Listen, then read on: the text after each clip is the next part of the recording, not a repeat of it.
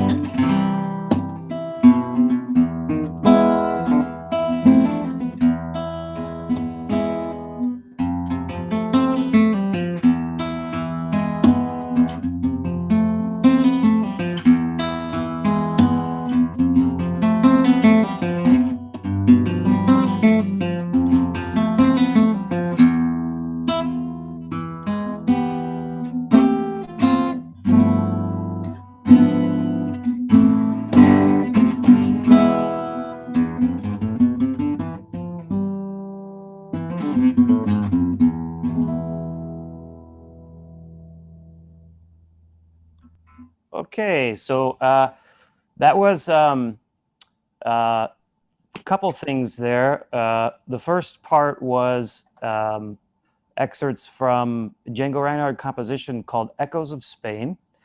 And the second part was a flamenco paulo called Solia. And within the paulo is sort of like, means kind of like style. And within the style, there are falsettas, which are little guitar interludes. And those are just some sort of stock falsettas for that. And I paired those two together so that we can start to have a conversation about Django and his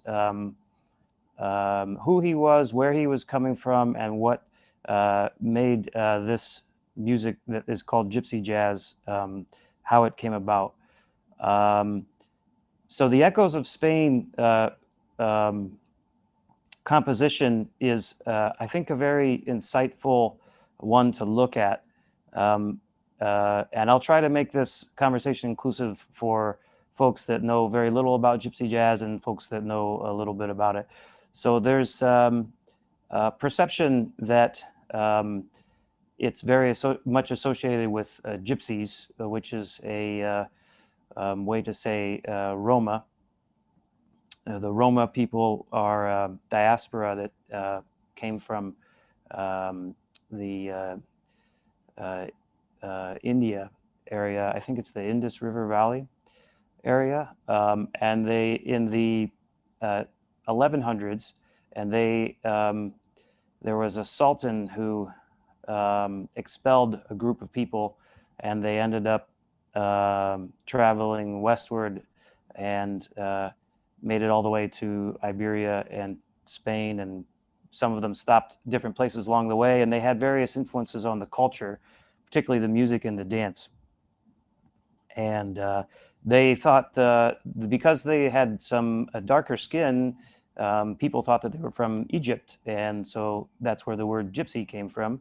But as it turns out, linguistically, they had eventually realized that it was more from India. And then more recently with genetics, they've confirmed that it was from that area. So in any case, Django was Roma. He was of Roma descent, and also culturally grew up living like a Roma person, which means that they had a somewhat nomadic lifestyle. They would have their quarters be a caravan, what we would think of in the United States as a covered wagon, that it would be that type of thing. And they would have camps where they would live for periods of time with a lot of other people that were nomadic, probably most of them Roma. And they still have that today in Europe. And so that's why it's one reason why it's called Gypsy Jazz. But it's interesting because really the music does not have a lot to do with Roma culture other than Django. And the music really probably would be more aptly titled Django Jazz, because he was the one. It wasn't as though he was existing in an environment that had this kind of music present in it. He had a lot of influences, and the biggest of which we're going to talk about. Nonetheless, there is a spirit of the Roma culture that certainly is present in this, and in a different way, but not totally unrelated. It's also present in flamenco. However, with flamenco, the gypsy influences, the Roma influence in the culture of flamenco is much greater, and there's a long tradition for it. So Echoes of Spain is interesting because it's Django using the Spanish sound, but it's certainly not flamenco that he's playing for a couple reasons, the biggest of which is that he's not playing in compás, which is what in flamenco means a particular type of the rhythm. However, he is playing in something called Phrygian tonality, dominant Phrygian tonality. And that's that sound from Spain that we hear.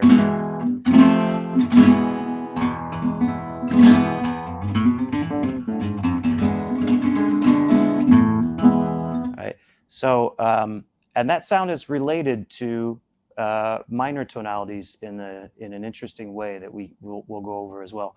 So, so Gypsy Jazz and flamenco have a loose connection, but it's very loose. And Gypsy Jazz and Roma have a stronger connection, but it's a little bit after the fact, because really it was kind of Django that did it, and Afterwards, the Gypsy and non-Gypsy communities embraced the style and tried to recreate it and then further it and make it their own.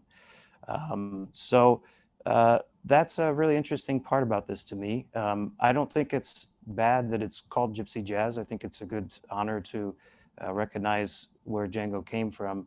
But Django was born in Belgium, but culturally Roma and French. And he grew up playing music from France, and then he was influenced by music from America, and it was those three tributaries that really made the style that would become Gypsy Jazz. And so we'll talk about the other two. We already sort of talk about the Roma influence now, but I want to just go back for a second and start with something that is really important for this. Obviously, it's the guitar. So I'm going to bring up some slides to start talking about the guitar and where it comes from. So the guitar, the history of the guitar is very big and broad, and it's not totally clear sometimes exactly what happened, but we can get some general ideas. So I'll do a screen share here, and when we look at this, we can see that this is a nice little summary, kind of a family tree of guitars. And so there's acoustic on the left and electric on the right. The technology of acoustic guitar and electric guitar is very different. The acoustic guitar is made to be resonating to make the sound, whereas the electric guitar, the main sound creating thing is the electric pickup. It's sensing vibrations of the metal strings. So very different considerations in the construction. And then between the different acoustic guitars, there are even more considerations in the construction. The classical guitar, often called the Spanish guitar or the Torres guitar, is something that has existed as we know it since, I believe, the early 1800s. And it has a particular construction to it, 6 strings, and it has a lot of relatives and a lot of descendants. The flamenco guitar is in many ways very similar to the classical guitar, but its construction is different still. I think most notably is that the tops are thinner so that the sound is faster, so to speak. But otherwise they're similar in terms of the scale length from the one end of the string to another, and they're tuned the same, and they both use nylon strings. And back in the early days before nylon, they would have used a gut string from some animal, a gut string. And then the steel string guitar, there were steel string guitar-like instruments before what we think of today as the acoustic guitar. But an important one in development of that was from Frederick Martin during the 1900s. But another development in that was the Gypsy Jazz guitar from somebody named Mario Macaferri, and he was a luthier who worked for Selmer, and he was trying to create a very loud instrument because they were in the days of no amplification. So he was trying different things that he had as theories for new technology, one of which was that the instrument would have a resonator inside, which was not in the way that different from a steel guitar resonator. It was like a false back to the wood, and so it created an additional cavity in there. And the goal, I believe his goal for that was to make it louder, but what it ended up doing was it ended up making it more bass heavy as well. So much of the time people would remove the resonator, but the guitar, otherwise the design was a new sound, a little bit more treble oriented, more meant to be played in an ensemble as opposed to a solo instrument. And it happened to come into the hands of Django in a transformative time in his life when he had suffered an injury to his hand, the famous injury that made him lose much of the usage of his pinky and ring finger on his left hand. So in any case, prior to that, Django was playing something that was basically a banjo guitar. It was a banjo, but it had 6 strings and was tuned like a guitar. So his transformation from that standpoint to the guitar wasn't it wasn't like going from day to night, but it is a different instrument. So, okay, so that's a little bit about the guitar. Guitar is, like I said, has many relatives and many descendants. We know that in ancient Mesopotamia and ancient Greece and ancient, what is present-day Iraq, there were plucked string instruments. They would not have been much like guitar, but they probably were the forefathers of the guitar. This is a lyre, an ancient Greek lyre, and there's a lot of theories as to how this began to be an instrument. One, nobody really knows for sure, but you can imagine a lot of instances in daily life where someone would tie a rope or tie a gut string between 2 things or a vine, and maybe they would hang clothes on it or whatever, and eventually they realized that the vibration created sound, and then eventually they'd realize if they made it shorter, the sound went higher, and if they made it longer, the sound could go lower, and if they tightened it, it would change, and so forth. One theory is that it came from the bow, like a bow and arrow is one of the early ways that this started to happen. And I think it's fun to imagine that somebody that is not in wartime or whatever is just playing around, strumming on the bow, and eventually they refine it and make it bigger. But nobody really knows. It could be it could be all of the above, could be none of the above, could have developed in different places. It's not totally clear. In any case, it has a lot of relatives. The string family, of course, we have bowed strings and violin, cello. We have banjo, which has a sort of a separate track, but probably the same forefathers. There's a balalaka. I'm sure I'm pronouncing that wrong. I apologize. But in any case, there's plucked string instruments from all over the world. Here's a harp. Some of them have a back to press a string against, some of them don't. This one in particular is pretty important on our track here. This is an oud. There are different kinds of ouds. This is an Arabic oud. There's also a Turkish oud. I am not totally sure about what the differences are, but I know that they are slightly different. In any case, this instrument is important because it really is the grandfather, so to speak, of the Torres guitar or the Spanish guitar, and the way that it's played also has a similarity to some of the techniques in gypsy jazz and flamenco. So we're going to take a look at that. The first thing to think about is that the picks that they used were quite long, and they would go into the hand, not just in the fingers. They would go into the palm of the hand and bend around.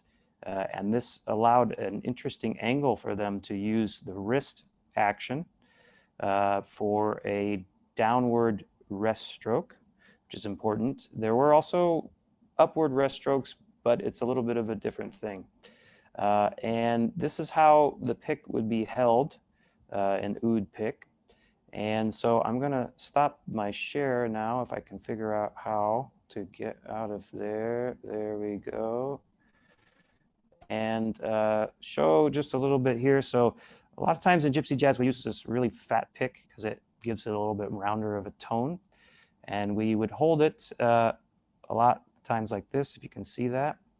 And one thing that one can do is you can take a pen or a I learned this from Doug Martin, actually. You can take a pen or something, this is a nail file, and you can put it into the palm and sort of mimic a little bit what you might have been feeling if you were playing with an oud pick. And it gives you this angle that you end up doing, which is so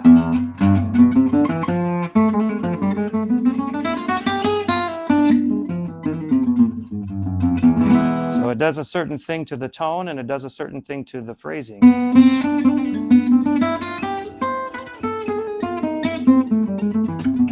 And one consequence of this is that you can do these sweeps, especially downward sweeps, that end up being really nice.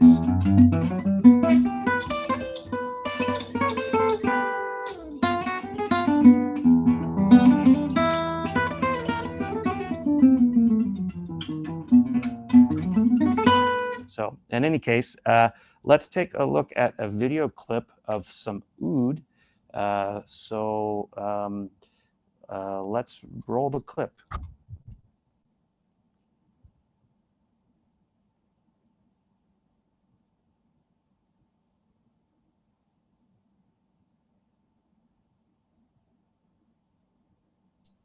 We're not hearing sound, Sylvia.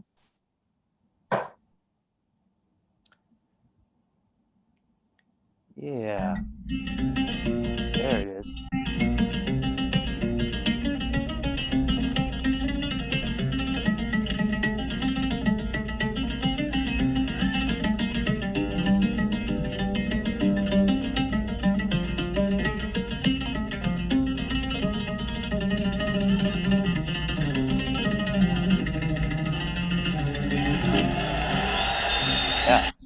Yeah, that's good. Yeah, that's good. Thank you. I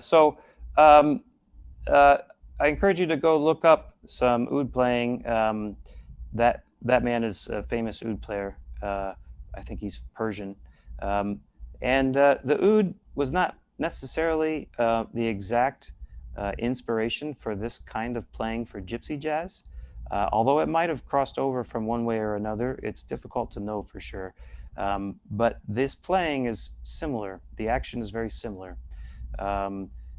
And it's also similar and probably is very much a direct relation in flamenco for the way that they use their thumb. And they use their thumb in a very similar way to the way gypsy jazz people use a pick. And one way that is that they're doing sort of like an oud.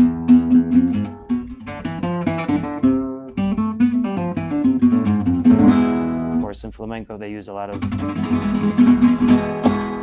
that stuff as well. So this is this stuff ties in a little bit with the Roma idea of things in an influence. It's there. It's not totally clear how exactly it's linked, if it is directly linked or not, but there is some of it there. It shows up in the technique, and also sometimes in the harmony in gypsy jazz. In gypsy jazz, a lot of the material is in minor tonality. However, it's something called mixed minor, which for you music nerds, it's using the natural minor, the melodic minor, and the harmonic minor in one song in different places. And the harmonic minor in particular is going to give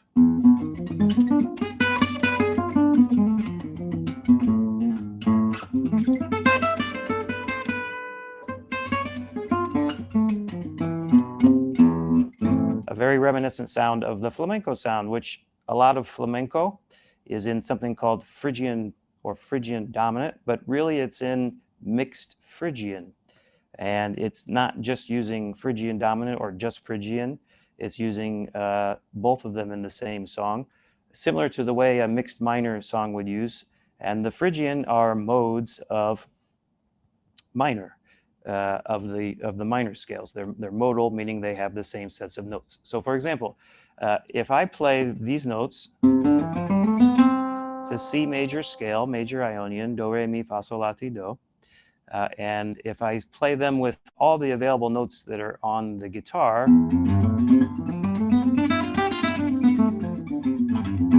we have the notes of C major scale, but we started with an E So one could argue that that would be an E Phrygian scale. It's the same notes. Really, it's going to depend on what is played underneath it as to how we hear that. But in any case, if I play an E chord,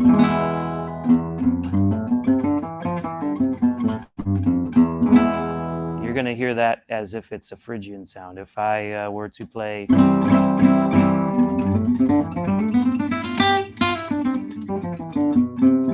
I tonicize the C chord, so to speak, you're going to hear it like C Ionian.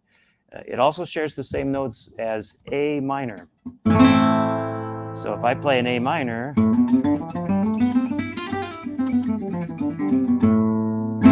you're going to hear that like a minor scale. So it sort of depends on what's happening underneath, on what's going to give that group of pitches the sound and the color that we are identifying. And then there are various ways that that can be altered to make the sound more, give it more tension. And one way is to add, this is our classic usage of natural minor changing into harmonic minor for you music nerds, so that we can have a major chord of the 5 chord, the dominant chord, going to 1.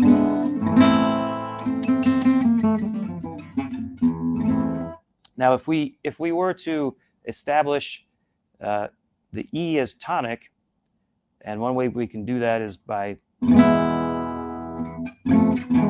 sort of pounding on it and making things lead into it, then we're using the same group of pitches, but now it's not really harmonic minor that we're hearing Phrygian dominant. And just like a mixed minor we would in A minor,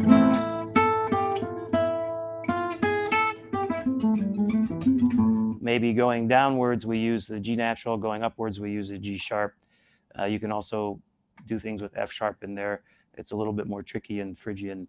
But so mixed minor, mixed Phrygian, sort of the same idea, and they're modal of each other. And if you want to know more about that, we can talk offline about it. It's a big topic. But that's not the only harmony that's found in Gypsy jazz. So it's mostly minor. There's some Phrygian, and then there's a lot of major and major 6 and blues, more of a conventional jazz harmony. And that's what we're going to start talking about now, which is a more major tributary to this music was early jazz music. Django would have heard early jazz probably from soldiers that were over from World War I. And that was sort of the first exposure that Europeans had to the genre of jazz. It was very new at the time. It was the popular music in the United States. And the process for that to happen began sometime in the late 1800s, and it was a culmination of a lot of different styles. I do want to note that it's really important to remember that the innovations in jazz were primarily African-American innovations. So it's important to acknowledge that. And there were a lot of them that came about to create jazz. So we're just going to talk a little bit about a few of them. So one thing that happened in the late 1800s was blues. And blues is something that is, the history of it is quite complicated, but it's very important. It's been described as the aquifer of American music by musicologists, and that's a good way to describe it because it does give water to a lot of American music, so to speak. It informs a lot of American music, so not just jazz, but things that were before jazz, and of course rock and roll, early rock and roll that came after jazz, and then just the genre of blues itself.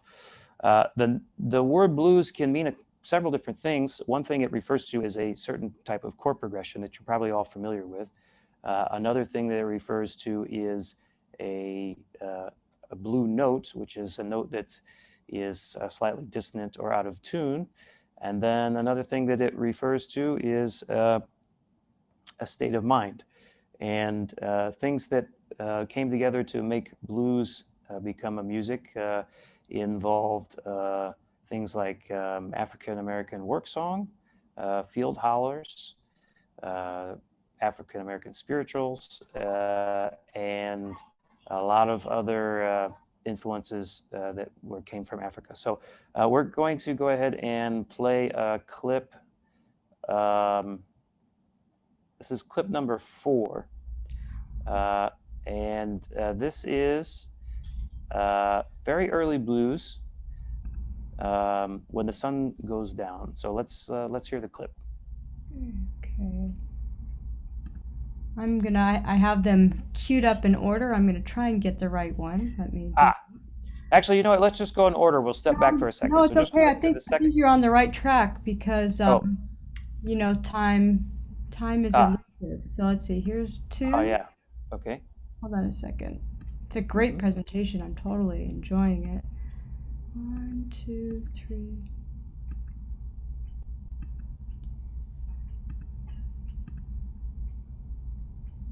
What's the name of it again? It's when the sun goes down. I'd be so glad when the sun goes down. Got it.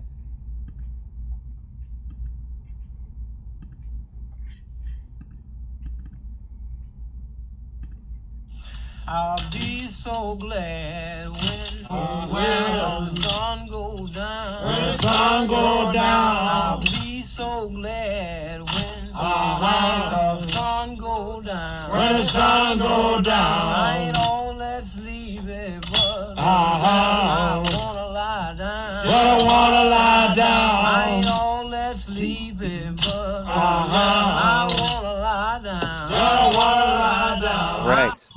Good. All right, let's close that one up. So that's a field holler or a work song, and something very interesting in there is happening is you can hear a clink of shovels or something happening, and where it's happening is very interesting. It's happening on beats 2 and 4, which is a very important concept that often gets overlooked in gypsy jazz.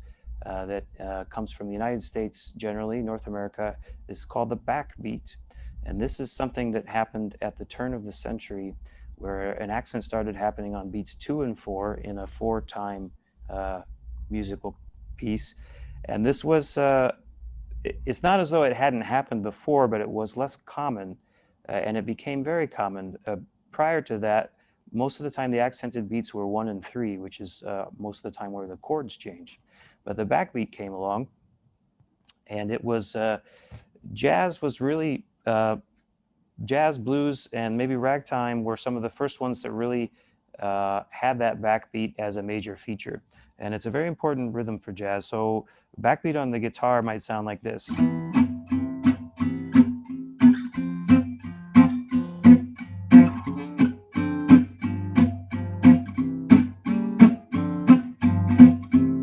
There's a lot of different ways to simulate a backbeat on the guitar. A lot of times you would hear it in jazz on the drums, particularly the hi-hat. When there's no drummer, as in gypsy jazz, the guitars are the drum, and they express it in different ways, and there's different styles of doing that. Some of them sound more European, some of them sound more American. So this would be a...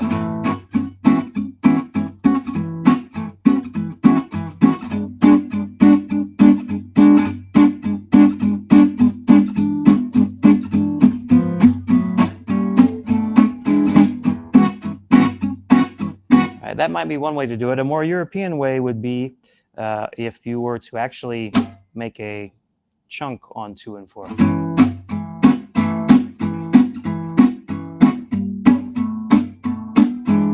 Very muted chunk. You'll hear both. You'll hear the Hot Club of France, Django's group. You'll hear them do both of those. And then there's other ways to make it feel different. So very interesting with that. Okay, let's go to the next clip. Clip number 5. Clip number 5. Okay.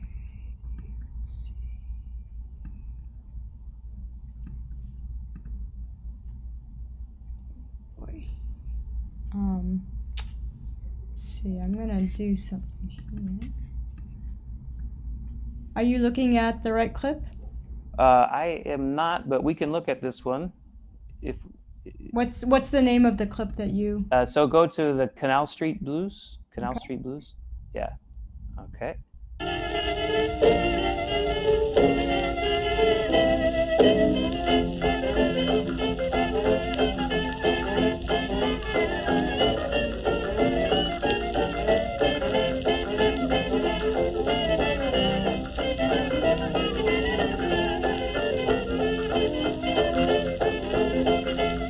Right. So this is yeah, thank you. That's good. This is Dixieland jazz. This is early jazz, and that is King Oliver's group that had Louis Armstrong in it, very famous group, and it's jazz music, but it's called a blues, and that's because it's using a blues chord progression.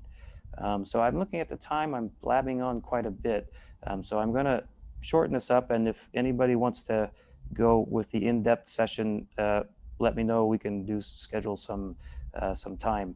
But in any case, jazz was a big influence. The harmony here is very different. It's more close to blues harmony. It uses a lot of dominant seventh chords, blues scale, blue notes, and pentatonic based. Particularly the major pentatonic, which has a little bit of a different sound. Interestingly, Django, towards the end of his career, when he was playing electric guitar, started playing more minor blues styles that was more kind of straight ahead. Sounds to me like Chicago blues. But in any case,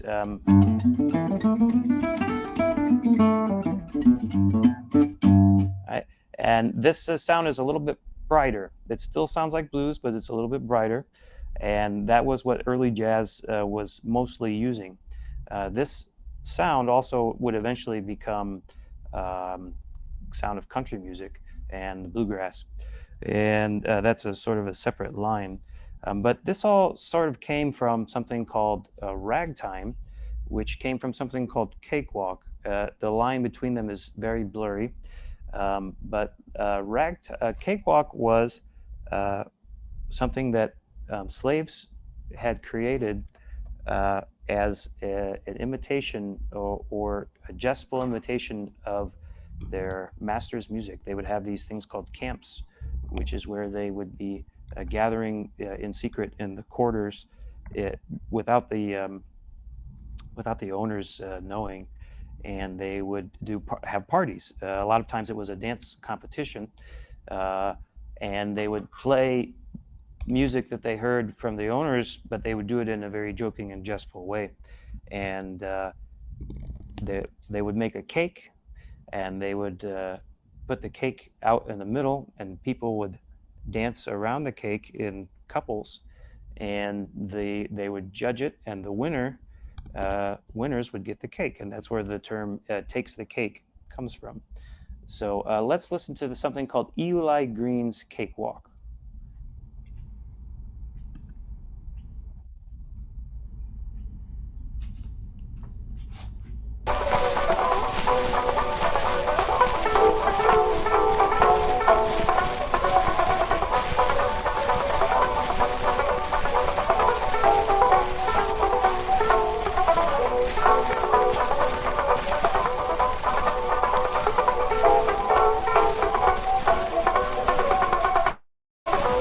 Very good, very good. All right, let's stop that there.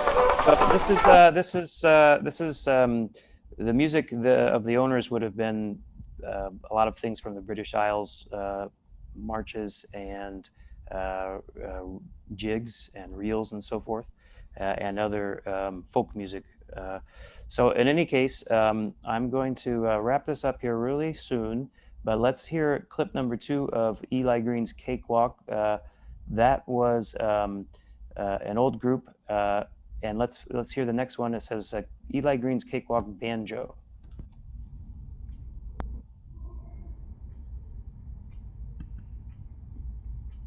There we go. Yeah.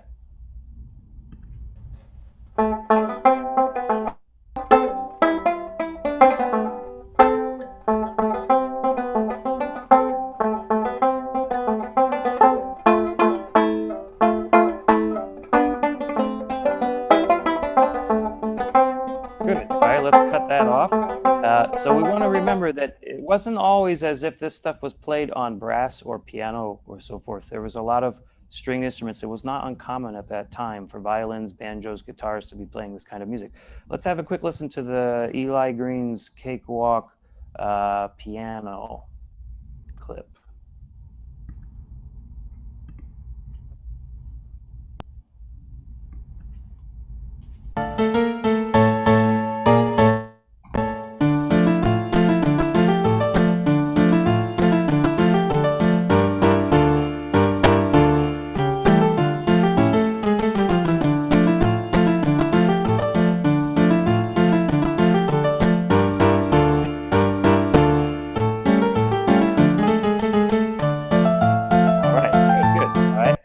Unfortunately, I couldn't find a human playing that, so that's a computer playing that on YouTube, but I'm sure it exists somewhere. Now we're starting to hear ragtime, right? It's almost to ragtime. So let's take a look, let's take a listen to the Maple Leaf Rag piano.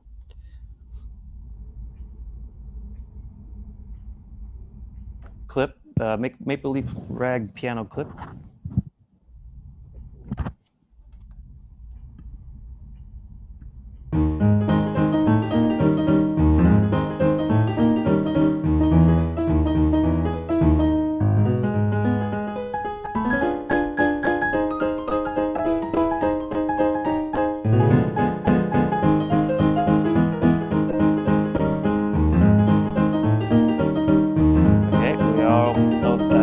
This one. Let's take a look at Maple Leaf Rag. The next one, yeah, this one here.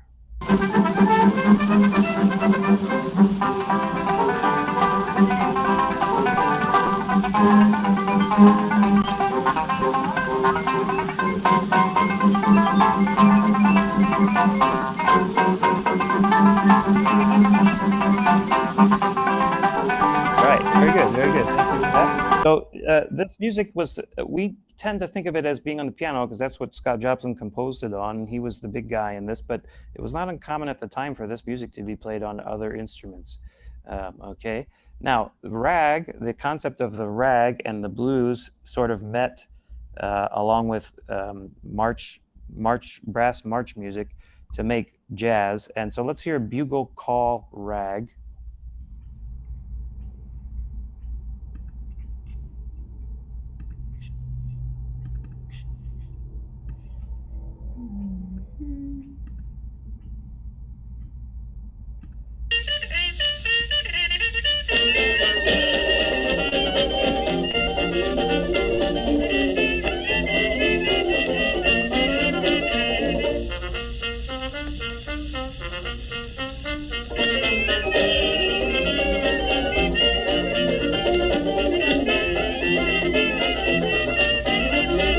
All right, good. All right, so now we're really talking about jazz. It's called bugle call blues or bugle call rag. It is sort of a blues progression. It also is a little bit ragtime, but it's also jazz. And one of the reasons why it's jazz is because it's something called hot jazz, which means that there's multiple people improvising at the same time. All right, now let's take a listen to this clip called Tiger Rag. This is again jazz, but it's written sort of in the ragtime style, very early jazz. Let's listen to Tiger Rag.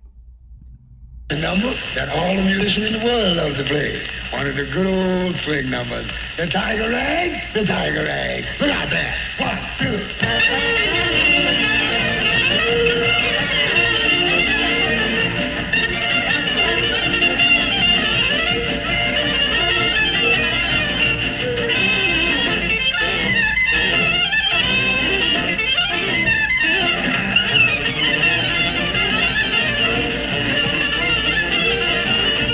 Thank you.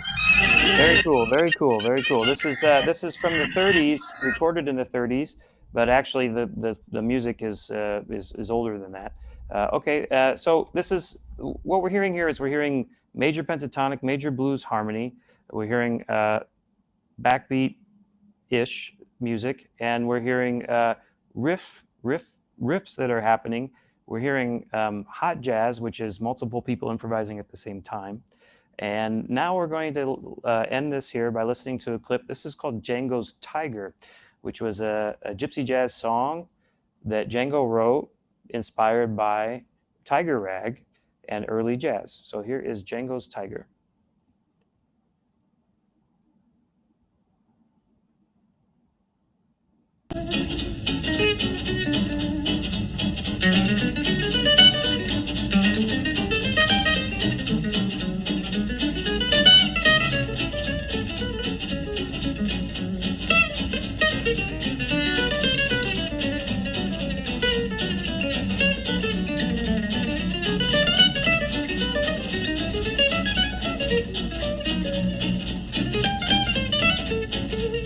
All right, good. Very good. So, if you didn't quite hear the beginning of this, it goes like this.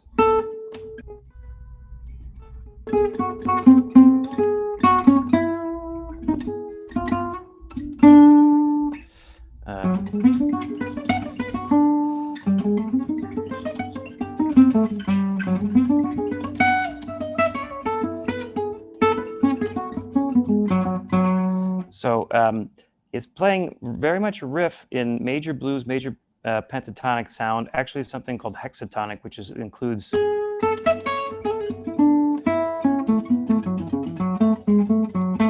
it will include that major seventh in there. And he starts off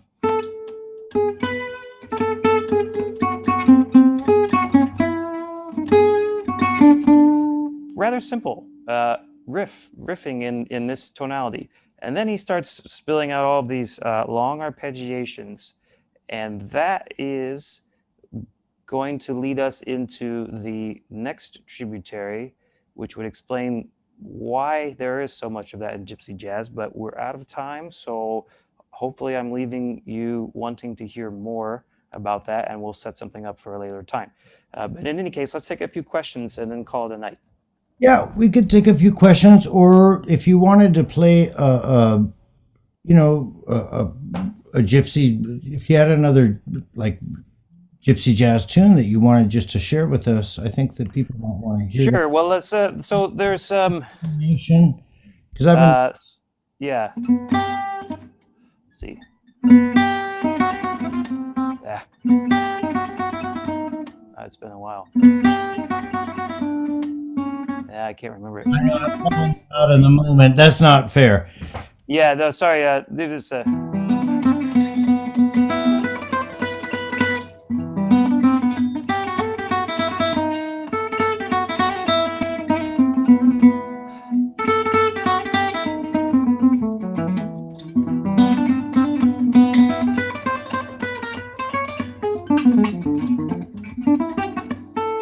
sorry, I can't play it. Anyway, these are musette songs from which is a French style of music that Django would have grown up playing, and he was very much influenced by this. And it's very long phrases, lots of arpeggiation, and then he combines that with some of the jazz techniques of doing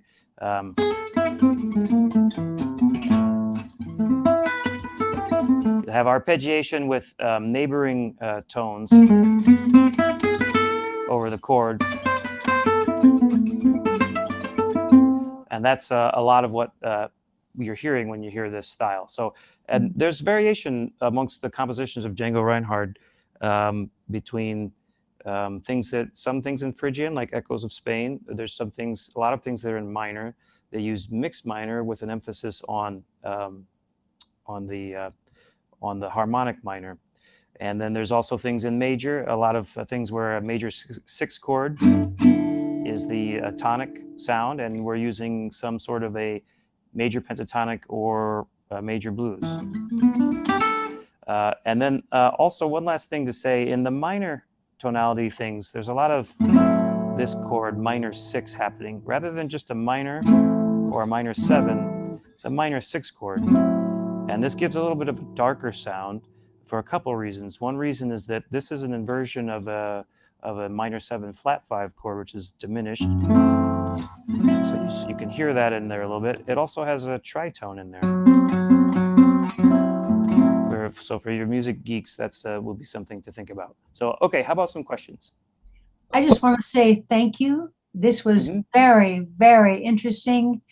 And thank you for the clips. It's helped me understand the versatility of the instrument, and I really enjoyed it. Thank you Oh, very good. I'm glad. Thank you very much. much. Thank you. Scott, there was a question early on. You've spoken a lot about the different roots of Gypsy jazz and really helped us understand some of the harmonic elements. Someone asked about the percussive elements. How would you describe where those came from? Yeah, that's a really great question. So mostly it's Talking about the backbeat. backbeats. Yeah, it's mostly backbeat oriented, which is accent on 2 and 4. And they're simulating that what they would have heard in early jazz music. The musette music is in 3-time. And so it's a combination of swing eighth notes and the backbeat, which really is important in jazz. Interesting thing about this is that a swing eighth note has different degrees of swinging, and different people will stylize that different. And a lot of times Europeans, particularly in gypsy jazz, will do a very, very heavy swing. So they're almost basically playing a dotted eighth and a 16th. So, and they might even include that with a triplet swing.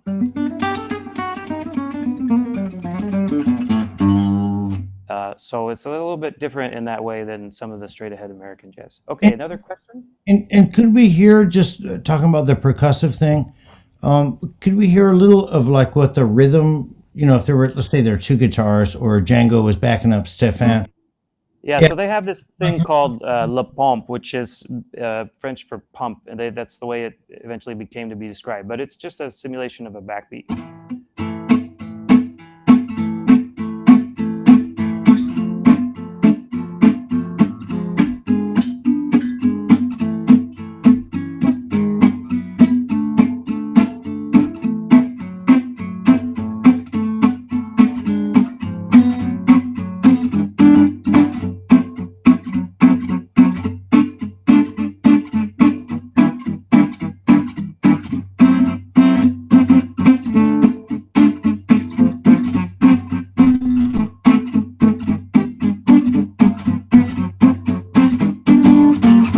And they have their own chord voicings that they like to use, and then people have developed their own. I particularly like.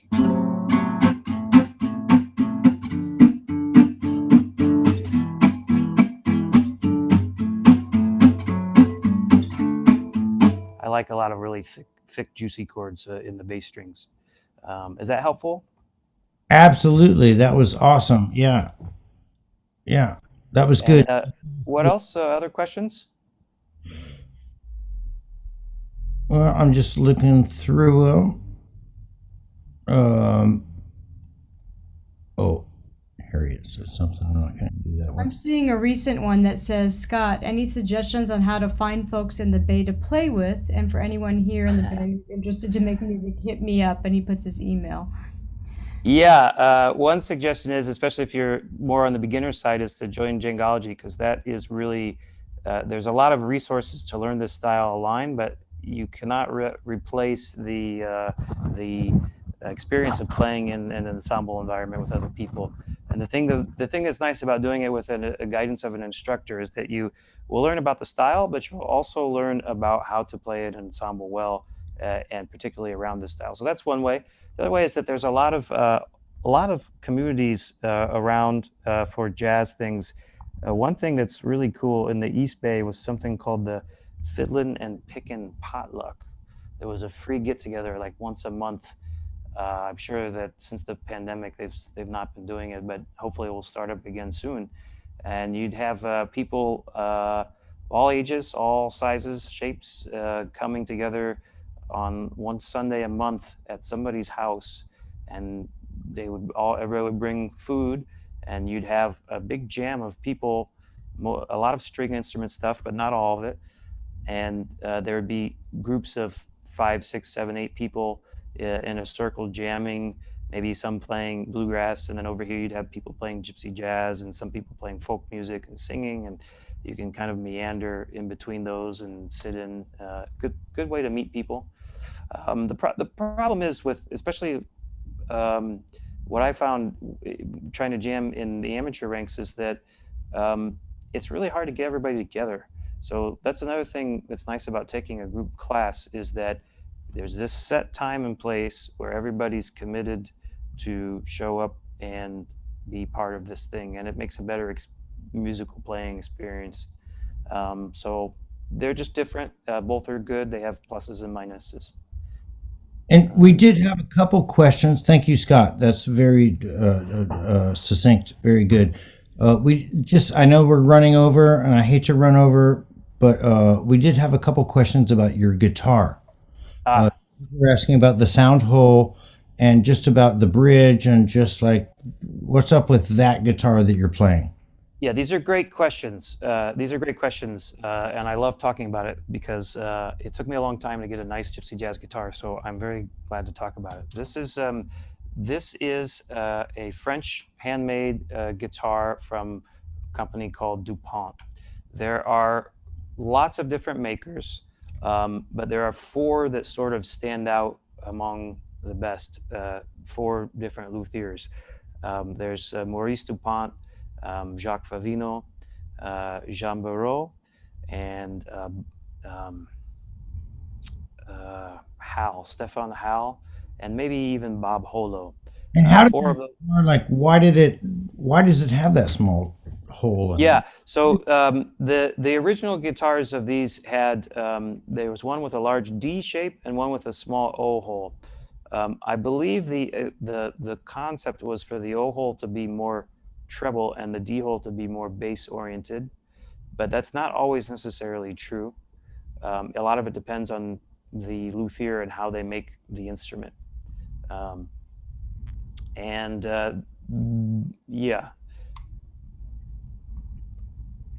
They're French instruments mostly. Yeah, most of the good luthiers are in Europe. There are some in America that are pretty good, but it's difficult to get. There's kind of an authentic French sound that there's particular characteristics about it that the DuPonts and the Favinos and the Jean Barrault, they have. Bob Holo is an American builder who is. There's also someone named Collins who's pretty good. But I've been fortunate. I've been able to play most of the luthiers' guitars, and there really are these four do stand above, and they're louder. They have better tone, and they between the four of them, they just have slightly different voice between them. And this is a whole culture that's sort of like a wine culture that you can just get into it, just like with classical guitars and flamenco guitars, different makers and different models and so forth.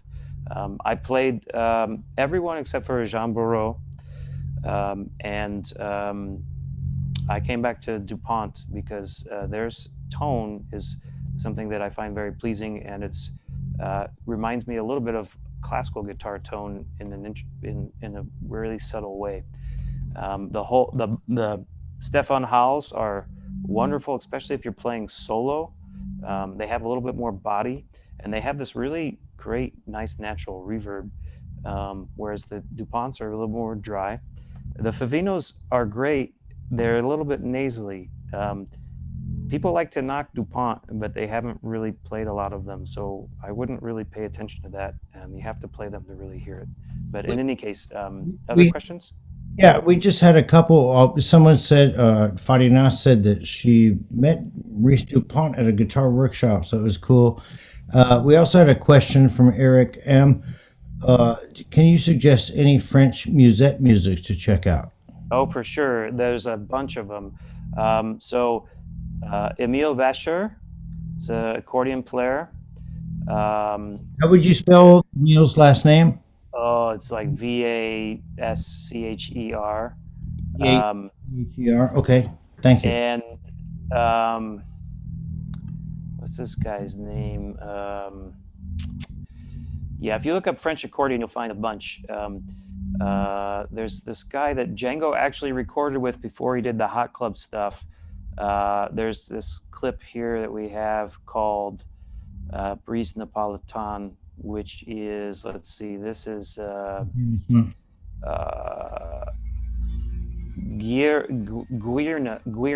Guirno. His name is Guirno. He was an accordionist. They typically use in this style something called a button accordion, but you can also use a key accordion. Button. Emil Vasher. Oh gosh, I can't. Their names are slipping my mind right now, but there's a lot. Well, maybe what we should do with this series is maybe we should talk, Scott, and get like a playlist together of things like the basic, like if people want to get into and discover gypsy jazz and the best stuff, maybe you could send me some links and we could post it on the site. Sure. We could we could put together a Spotify playlist, Scott. If you give me the song names, I could make a playlist for you and send it out to everybody in the next week.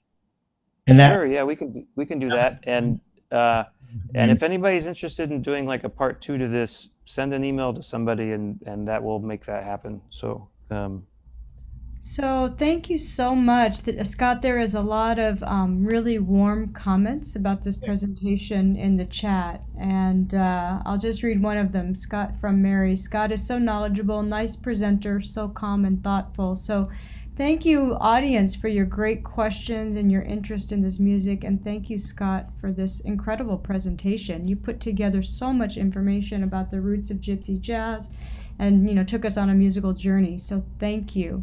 people want to unmute right now and just give Scott thank you, everybody. Thanks for being here, and hopefully we can all start making music in person again soon, huh? Yeah, we'll be sharing information with the community about opportunities for studying in person over the summer.